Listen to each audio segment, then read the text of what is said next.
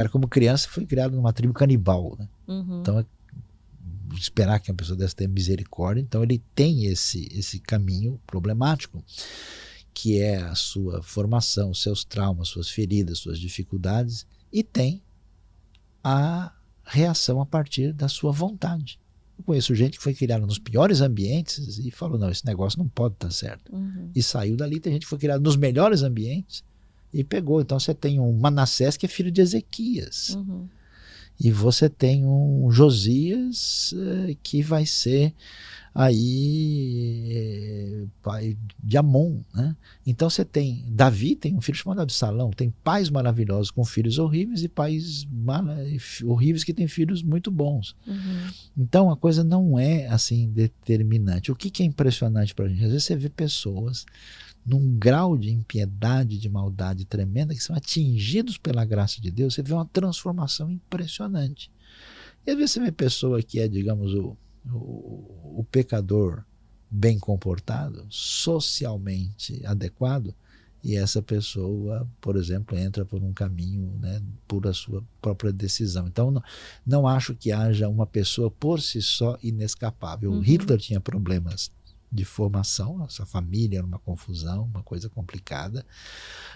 A princípio ele não parece um indivíduo extremamente perverso, ele foi estudar até arte, ele era um artista, vamos dizer assim, fracassado e desiludido. Ele cresceu num ambiente cultural problemático, que era um ambiente de tentativa de supremacia, de orgulho racial, né? Tem um livro muito bom chamado O Mito Ariano, de Leon Poliakov, que analisa bastante essa realidade. E ele se entregou a uma caminhada problemática de ditadura, onde a sua maldade e loucura foram crescendo cada vez mais. Uhum. Então, o que assusta a gente, por exemplo, no nazismo, é a crueldade plena, assim, feita de maneira fria, calculista e planejada. Eu tive 2 vezes em Auschwitz. Eu vi esse negócio de perto e eu entendo alemão, então eu li as coisas, né? E eu falei, caramba, o problema não é só o que o pessoal fez, mas como fizeram. Sim. Então é um negócio assim que... E qual que é a questão?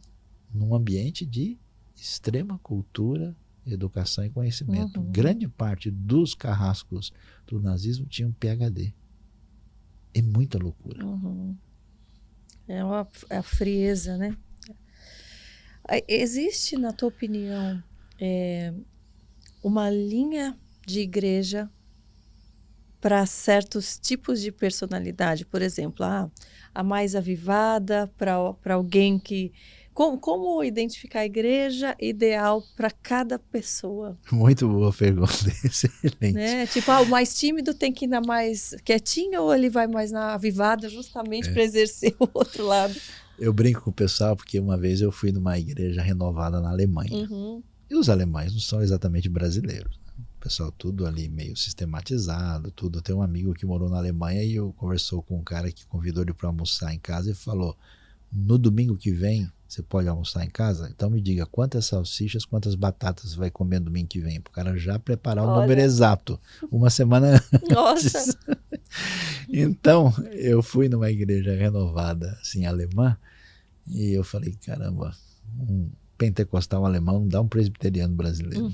Porque até o alemão começar a se mexer, bater palma, já acabou o culto, né? Porque o perfil é diferente. Então é interessante, de um lado... Quais as principais nomenclaturas que existem? Pentecostal, batista... Então, a gente tem, vamos dizer, historicamente, os grupos principais são os batistas... Que vem de João Batista?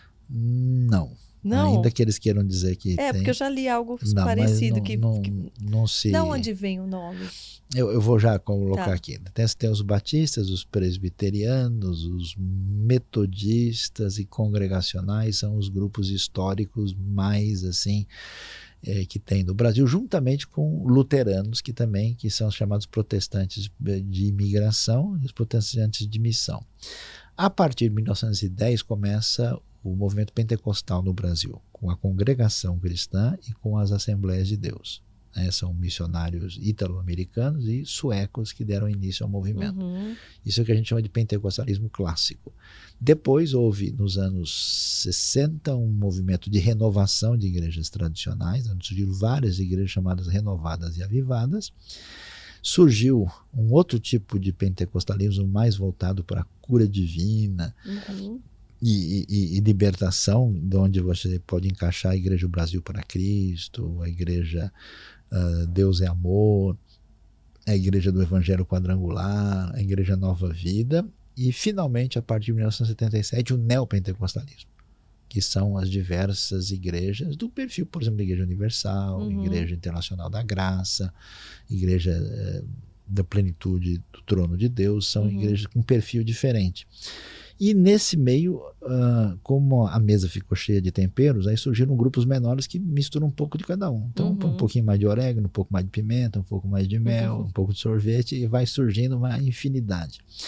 De um lado, esse denominacionalismo é um problema, porque dá uma impressão, puxa, eu estava em Portugal, né? Parece pouco que tempo. divide mais do que...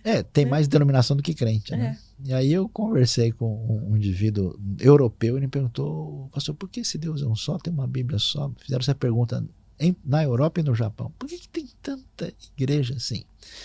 Então, de um lado, essa desunião e excesso de divisão, ela é um problema. Por outro lado, ela é uma coisa muito boa, porque assim, o essencial, que é a salvação em Cristo, a centralidade da palavra de Deus, as coisas muito básicas, isso é comum para todo mundo.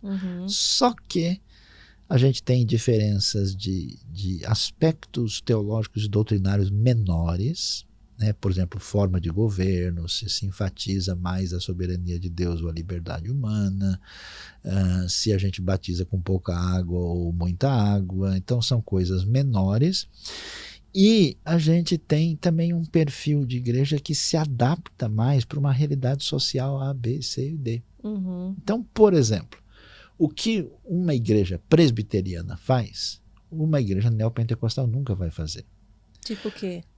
A igreja presbiteriana tem toda uma estrutura de ensino, uma estrutura de preocupação com teologia, tem toda uma organização denominacional específica. Por exemplo, tem a Universidade Mackenzie, por exemplo.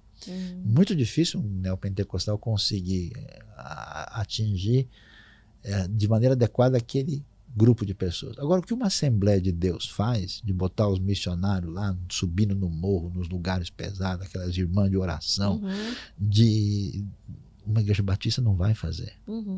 Então, você tem uma igreja tipo que atinge o público jovem surfista e uma igreja que atinge, que tem um ponto de contato maior com um grupo de pessoas. Nesse sentido, a gente não precisa ser igual, nem deve.